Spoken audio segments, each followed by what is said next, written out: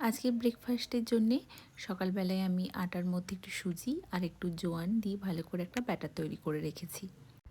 আর এখন বানাবো এই ছোটো আলুর একটা রেসিপি। সকালে ব্রেকফাস্ট বানিয়ে একটু চেষ্টা করি একেবারে তেল মশলা ছাড়া হেলদি কিছু খাবার জন্যে। ব্যাঙ্গালোরে কিন্তু ভীষণ ঠান্ডা পড়েছে এবারে। আর শীতের দিনে, ছুটির দিনে মনে হয় যে অনেক রকম কিছু ভ্যারাইটিস বানিয়ে খাই। একটা আলাদাই ক্র্যাভিং হয়, কিন্তু তা হলেও শীতের দিনে কিন্তু আমাদেরকে অনেকটা ভেবেচিন্তেও খেতে হয়, তাই তো?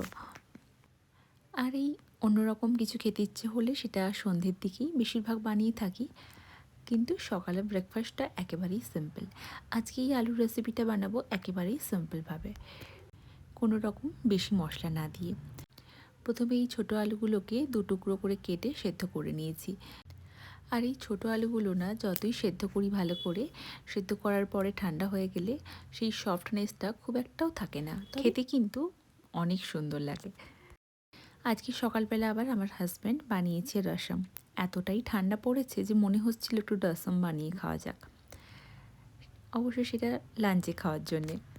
রসম আমি খুব একটা ভালো বানাতে পারি না, কিন্তু বানানোটা আবার ভীষণ সহজ।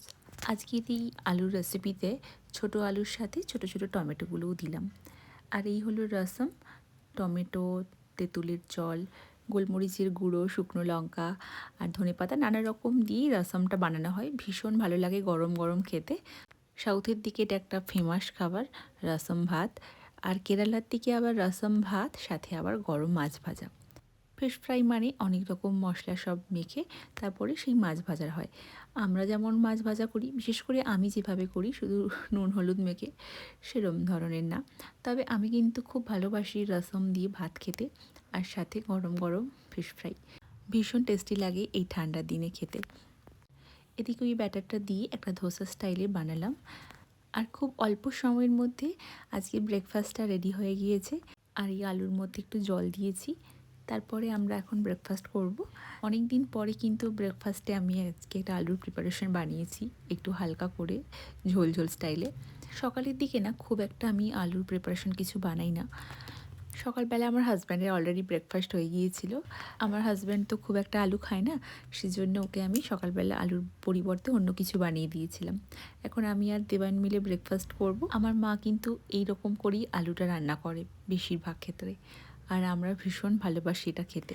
বেশিরভাগ ঘরোয়া সাধারণ রান্নাগুলো কিন্তু মায়ের মতো করেই করি সবসময়। ভিডিওটা আজ এখানেই শেষ করি। সবাই খুব ভালো থেকো, সুস্থ থেকো। দেখা হবে একটা নতুন ভিডিও নিয়ে। Bye bye.